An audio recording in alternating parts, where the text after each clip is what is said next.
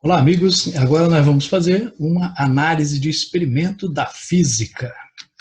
E para isso nós vamos observar alguns experimentos em vídeo, né? Será apresentado um vídeo com um experimento a você.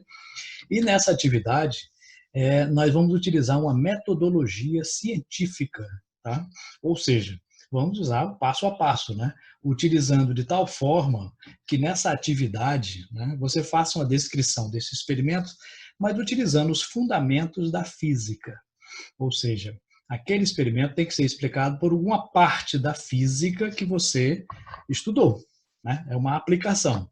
Então, observe bem o experimento, veja os detalhes que ele tem e utilize para isso a sua física para explicar. Só que depois do vídeo vem uma explicação como fazer isto formalmente, né? Como introduzir um procedimento científico e como registrá-lo para entregar ao seu professor, ok?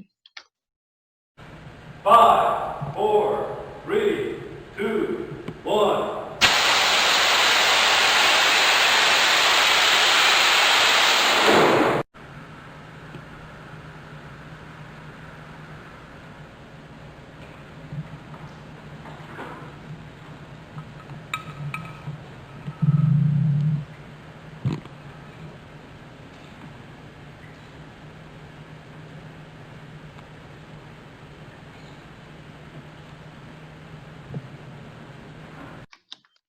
E aí você quer fazer essa análise científica de uma maneira mais formal, né? Como faremos isso? Bom, existem várias formas de descrever um experimento. Aqui é uma delas, mas qualquer uma outra tem que conter, pelo menos, essas informações. No início, né, na primeira parte, vamos identificar, localizar a área, o título e o objetivo. Então, na primeira parte, você tem que identificar-se, né? Então, é o nome do estudante que é responsável por essa descrição, essa análise, né, do experimento científico.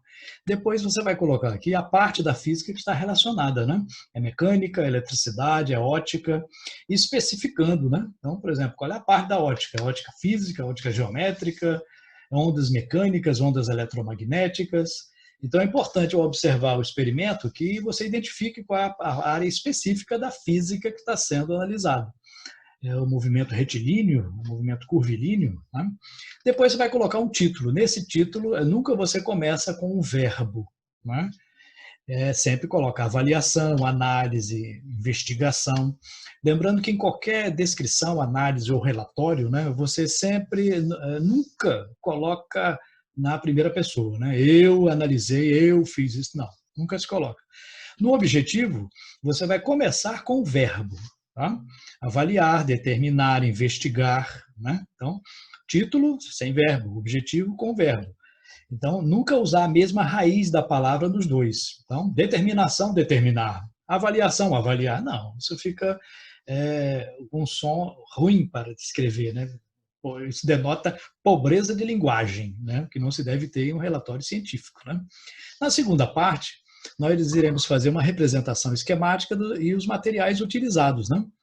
Na representação, né, você vai colocar aqui, ilustrar o que foi analisado em forma de esquemas ou desenhos. Né? Não precisa ser um desenho artístico, bonito, não, mas um desenho que possa se identificar o que é.